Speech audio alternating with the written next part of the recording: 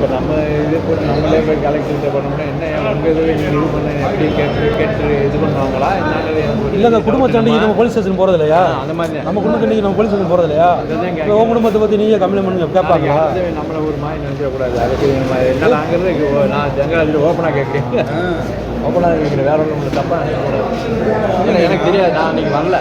நான் இங்கேயே வந்துட்டேன். பகால்லையே இருந்துட்டேன். ஆமாம். ஒரு சாதாரண மன்னராக இருந்தால் போயான்னு மிகப்பெரிய மகான். கண்டிப்பாக சித்த நிலையில் அடைந்த மிகப்பெரிய மகான். கேளுங்க, தினைக்கு காலைல 5 மணிக்கு கேளுங்க, தினைக்கு காலைல 5 மணிக்கு மீனாட்சி கோயில் போங்க.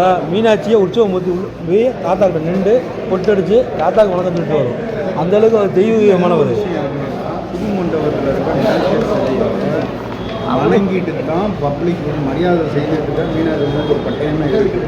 அந்த மேலக்கார வாரிசு நம்ம வாரிசு மட்டும் அந்த பட்டயம் இருக்குது. அதை ஏன் இன்னைக்கு பாடம் பண்ணால் புதுமண்டபத்தை சுத்தம் பண்ணுறது மண் போட்டு சுத்தம் பண்ண வச்சுருக்கேன். இதை செய்ய முடியல.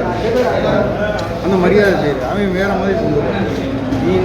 ஊர் பிரச்சனை எடுத்து இப்போ ஒரு காலேஜ் இழுத்து மூட்டது சரின்னு நினைக்கிறீங்களா தப்புன்னு நினைக்கிறீங்களா? இது காலேஜ் இழுத்து மூடிட்டாங்களா மாலை போட விடாமல்? அது சரியா தப்பா? தப்பு தான்.